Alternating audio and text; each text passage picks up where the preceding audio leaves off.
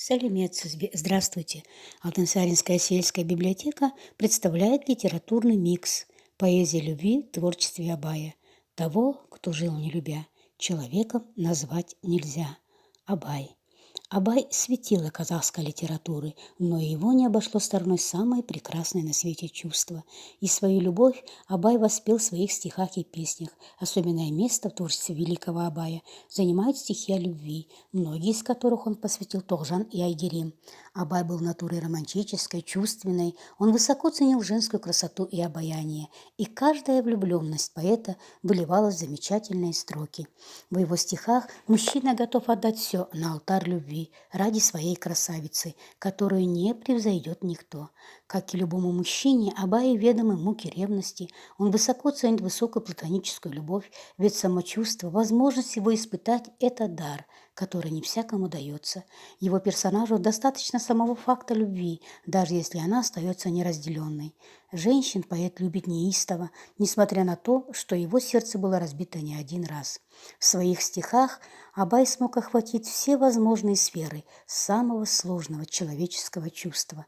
Одним из самых известных стихотворений Абая является «Зрачок глаз моих», «Көзімнің қарасы». Поэт описывает душевные муки из-за неразделенной любви, называет себя рабом страсти, который находит утешение, только найдя жемчуг слов дорогих для описания своей любви.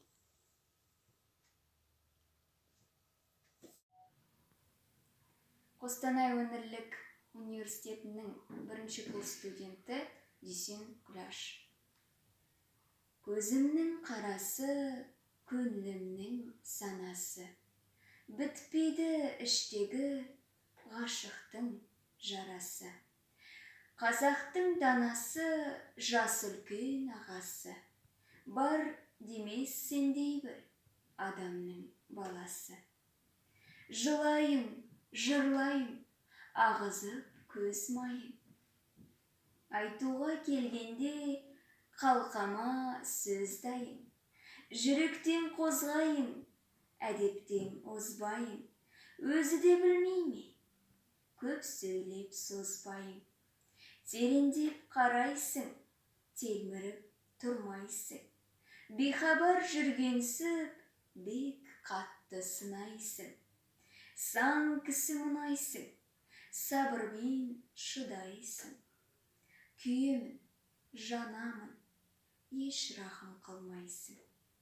Ақылсыз би болмас, сәулесіз үй болмас. Жүректе оты жоқ, адамда ми болмас.